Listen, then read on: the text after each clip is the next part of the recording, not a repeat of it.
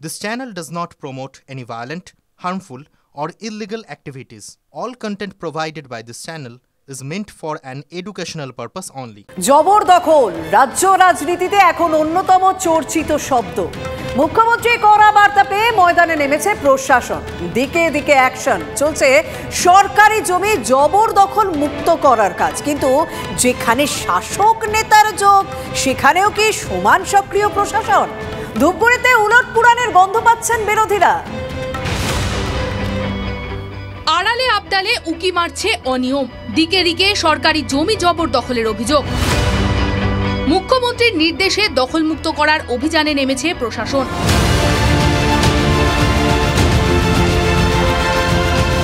অনিয়মে জুড়ছে শাসক নেতাদের নাম। জলপাইগুড়ির ধূপগুড়িতে পূর্ত দপ্তরে জলাভূমি জবরদখলের অভিযোগে নাম জড়িয়েছে প্রাক্তন কাউন্সিলর তৃণমূল নেতার।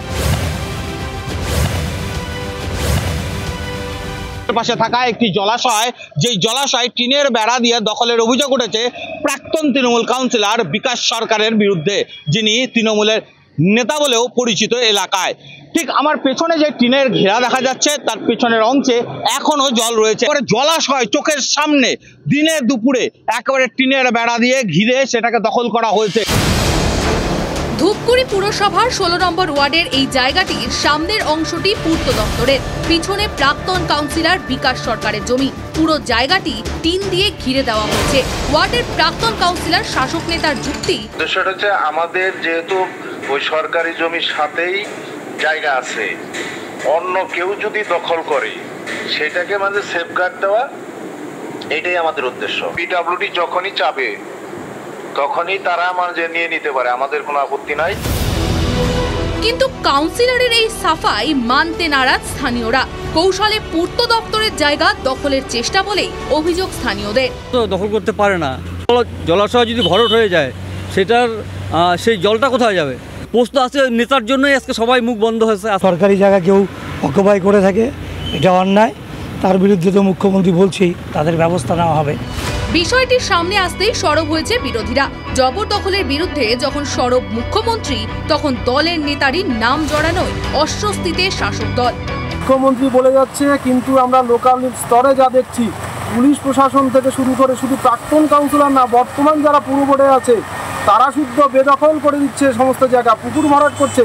তাই সেখানে কোনো হেলদোল নেই। কেউ যদি সরকারি জায়গা দখল করে সেটা অবশ্য যেহেতু মুখ্যমন্ত্রীর নির্দেশ আছে, সেই নির্দেশ তাকে পালন করতে হবে। সেখানে যদি কেউ নেতা হোক, যেই পার্টি করুক না কেন, সেখানে যদি কেউ এরকম করে থাকে তার বিরুদ্ধে অবশ্যই প্রশাসনের মতন ব্যবস্থা নেবে।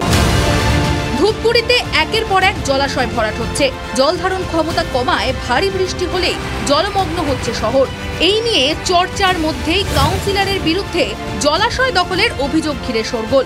তবে কি অনিয়ম নজরে পড়ছে না প্রশাসনের? তবে প্রশ্ন উঠছে, কেন পুলিশ প্রশাসন এবং নির্দিষ্ট দপ্তরগুলি থাকা সত্ত্বেও এই বেআইনি কাজ রোখা যাচ্ছে না? তাহলে কি শাসক দলের নেতা বলেই কি চুপ রয়েছেন আধিকারিকরা? প্রশ্ন তুলছেন শহরবাসী। জলপাইগুড়ি ধূপগুড়ি থেকে রনি চৌধুরী, TV9 বাংলা। আরো বিভাগে তৃণমূল সাংসদ মহুয়া মৈত্র, মহুয়ার বিরুদ্ধে মামলা রুজু করল পুলিশ। জাতীয় মহিলা কমিশনের চেয়ারপারসনকে নিয়ে কুরুচিকর মন্তব্য, মহুয়ার পাজামা মন্তব্যের প্রতিবাদে অভিযোগ দায়ের করে জাতীয় মহিলা কমিশন। পালে কৃষ্ণনগর এসে গ্রেপ্তার করুন দিল্লি পুলিশকে চ্যালেঞ্জ মহুয়া মৈত্রের। এবার কমিশনের অভিযোগের ভিত্তিতে মামলা দায়ের দিল্লি পুলিশের সাইবার সেলে।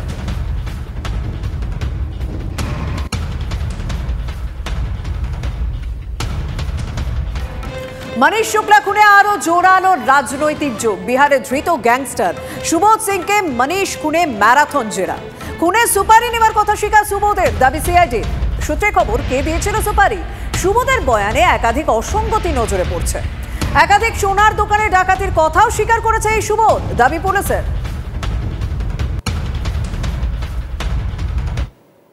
সিআইডি আমাকে আশ্বাস দিয়েছিল যে আমরা কিন্তু ভালো করেই তদন্ত করব, আমরা কেসটা উদ্ধার করব। এখন যেহেতু সুবোধ সিং, রোশন যাদব এরা সিবিআইর জালে এসছে, সিআইডির জালে এসছে এই পশ্চিমবাংলায়, আমরা সিআইডির কাছে আশা করি কি সিআইডি যেন এই তথ্যটা সবার সামনে, মিডিয়ার সামনে হোক, আমাদের সামনে হোক, কিংবা কোর্টের সামনে হোক, এইটা যেন দিতে সক্ষম হোক কি মনীষকে হত্যা করার জন্য কারা সুপারি দিয়েছিল। আর কে প্রভাবশালী নেতাগুলো ছিল যে ব্যারাকপুর অঞ্চলের, যারা কিন্তু মনীষকে হত্যা করার জন্য এইসব করেছিল। জম্মু কাশ্মীরে দফায় দফায় সেনা জঙ্গি সংঘর্ষ, কুলগামে জোড়া এনকাউন্টারের নিকেশ 6 জঙ্গি। যদিও দুদিন ধরে চলা ওই অভিযানে শহীদ হন 2 ভারতীয় সেনা। এদিকে কুলগামে অভিযানের মাঝে রাজৌরি জেলা সেনা ক্যাম্পে হামলা চালায় জঙ্গিরা, জখম হন 1 জওয়ান। তারপর রাজৌরিতেও শুরু হয়েছে ব্যাপক তল্লাশি অভিযান।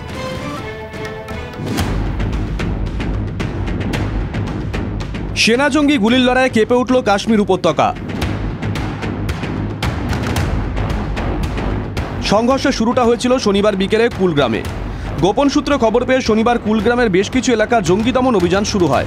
জম্মু কাশ্মীর পুলিশ জানিয়েছে, প্রথম সংঘর্ষ শুরু হয় মোদেরগাম এলাকায়। তল্লাশির সময় পিছু হাঁটা জায়গা না পেয়ে নিরাপত্তা বাহিনীকে লক্ষ্য করে গুলি চালাতে শুরু করে জঙ্গিরা। পাল্টা জবাব দেয় সেনাও।